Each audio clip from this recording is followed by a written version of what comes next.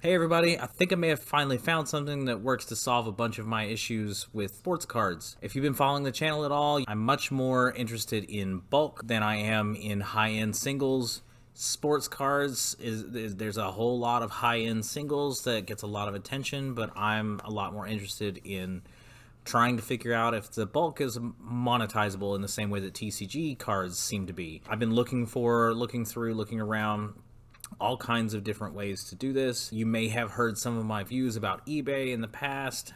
I feel like eBay is set up strongly to be more geared towards individual one-of-one items. There's this whole joke of eBay one-of-ones. The difference between eBay and TCG Player is profound because TCG Player, every card has its own page and people post their own prices to it and their quantities, where eBay, every listing by every seller they have to make themselves, and then an algorithm pushes out whether or not your thing gets seen by everybody.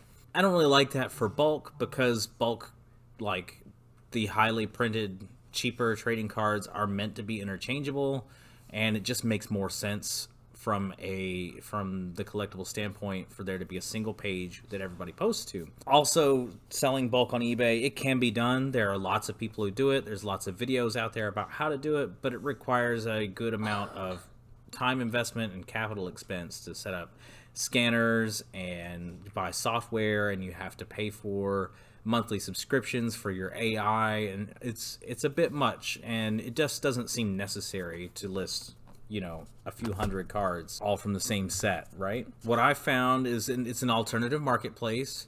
It's called buysportscards.com. I've mentioned it a couple of times in different areas. I've been testing it out for a few months, and I'm finally getting around to where I think that I can actually talk about it.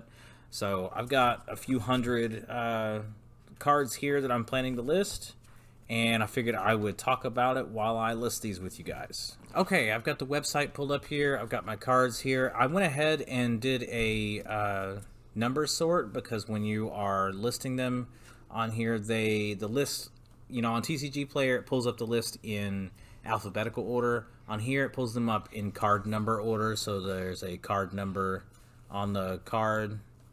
That's the order they show up in. So I've got the website pulled up here. I've already signed in, so I'm going to go up here to Seller's Locker and pull this up and just click bulk upload. Now these cards are football cards from 2018. The set is Donruss, and they are base cards. Now these are all rookie cards, so they're like in the 300s on the numbers. I've already listed a bunch from the regular part of the set. But you put in your condition that you're listing, you put in your default price, and it will auto-populate the price into every card, and then you can adjust it as you need to, and then you click generate, and then it builds a new list here, and you can see I've already got 3 copies. Let me scroll up here. I've already got 3 copies of this card on here at 25 cents. 3 copies of this card. The lowest price that they let you list on here is 25 cents. The smallest order that they let you buy is $3. So that's the protection that they put on here for the seller, so they're not shipping out a 25-cent card and have to pay 75 cents to ship it or whatever. Similar to TCG Player, doing 99 cents shipping if it's under a $5 order. I'm just going to go ahead and start listing these cards and keep talking while I'm doing so. So I've got Darius Juice, number 307. The low here is $1. I'm going to put mine for 89 cents. Oops. 89 cents. 1, 2, 3, 4.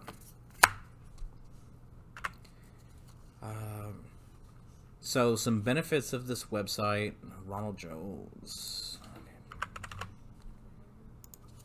is they don't charge any fees that the website gets currently, and when they do, I probably wouldn't mind, because if once they get enough traffic to warrant those fees, they are definitely going to be worth it, just in the time saving for listing this stuff and the cost savings in not having to put up all that extra capital up front. Another benefit, again, it's really easy to list. As you can see, I've already listed about 20 cards. Here goes 1, 2, 3, 4, 5 more. Rashad Penny, low is $4. It sold at $4.15. Let's go $3.75. 1, 2, 3, 4, 5. Those, cool. Just like TCG Player, I'm just working down this list, and I've already put them in the order for the list, making sure the price is competitive. 3, 4. Now, as far as I know, they don't have an auto pricer tool that will reprice things for you, like the mass price tool on TCG Player for pro sellers.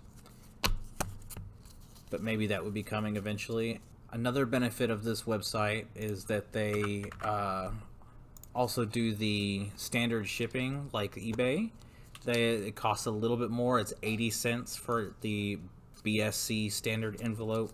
But again, still well worth that, just to save on the trouble of dealing with the postage stamp. Also, it gets you the same tracking protection that the eBay standard envelope gets you, whatever that's worth to you. It's better than nothing. It's not as good as Bubble Mailer with tracking, but it's identical to the eBay standard shipping. So 6 of those. Now see, this one doesn't have a picture.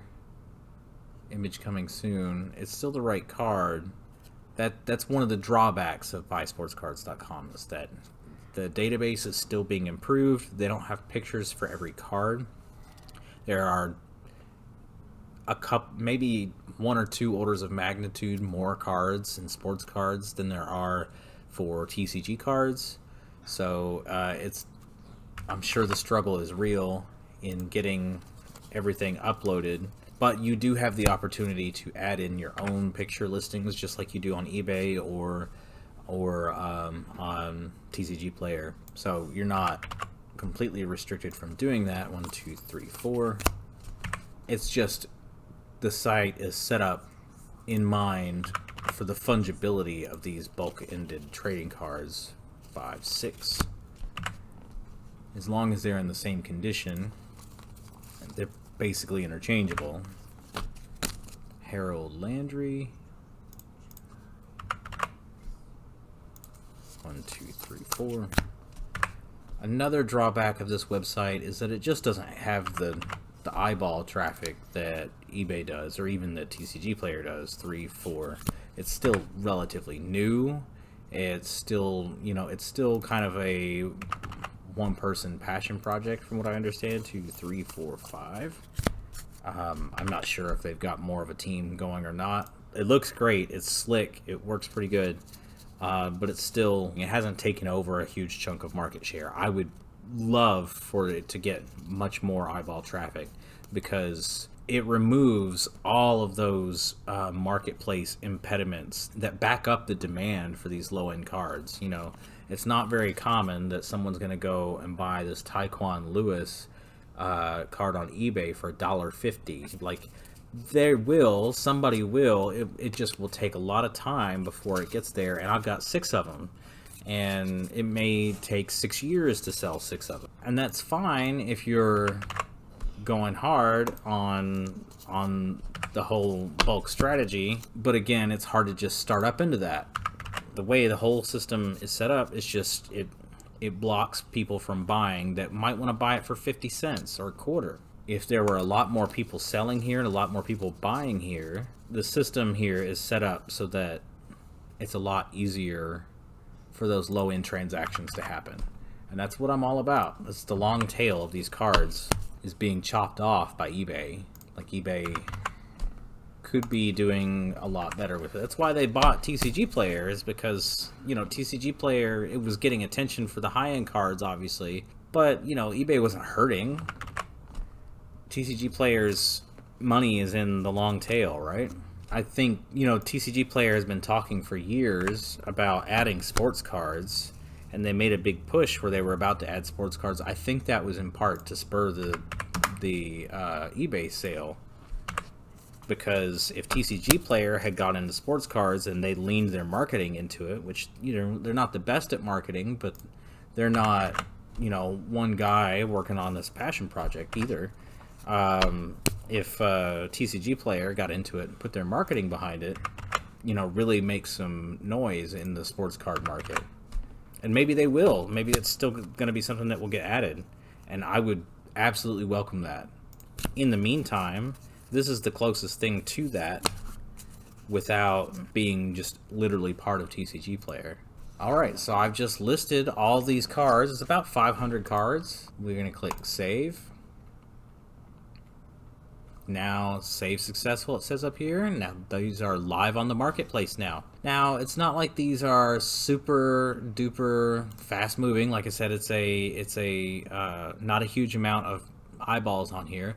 I have a little over 5,000 cards listed, including this stack that I just listed just now. It's 2,241 unique listings, and it's about $1,700 of the listing value. I really like that they put that on there for you. You do have the option to change your shipping settings. You have the option to switch on if you're accepting offers. And you've got, just like everyone else, your feedback and things like that. There's a lot of help pages. If you are looking to load individual cards, you go over here to sell cards, and there's like a filter and things like that. It's a little slow, as you can see. The website is a little bit slow on this end. Just takes a little while to search through all that. So not really trying to list one-off cards this way. I'm trying to list only these bulk like this, and I'm still doing one-off cards more on eBay at the moment. Let's see. I haven't had a huge number of sales. These are all my sales so far this year, but I've been only very slowly adding cards to the marketplace. And you can see I've got a $32 sale that I shipped a couple of weeks ago. $32. It's all bulk. No cards listed for more than $1.50. Let's go in and look at this order. 23 top Series 1 quarter cards. 2021 Panini Contenders draft picks quarter cards. 2020 playoff, 18 Donruss, some of this from this earlier in this set, 1999 top stars, 1996 finest, upper deck. I mean, these are bulk cards from the 90s, right? They throw them away because they're worthless. I'm selling them for a quarter. People are buying them. 1992. 1992 Pro Set Georgia Dome. Somebody bought a Georgia Dome card. There is a place for all these cards. They're selling. This website may help you sell these a lot better. They're helping me sell them without having to spend hundreds of dollars a month and hundreds of hours a month getting them on eBay. So you can see here too, the order total was $32, and they only took out $1.42 for fees, just the payment processing fee. No fee from the website. So that's it. That's pretty much all I had to talk about. BuySportsCards.com. It seems like a really good idea as far as a marketplace. As long as they can get the traffic, then it should go crazy. It really doesn't take a whole lot of effort to sort out your bulk like you would normally anyway, if you were selling on eBay or anything like that. And you list it. You saw it took me about 20 minutes to type those in. It took me another 20 minutes before that to sort out that stack, and then it's just gonna sit there and turn into money.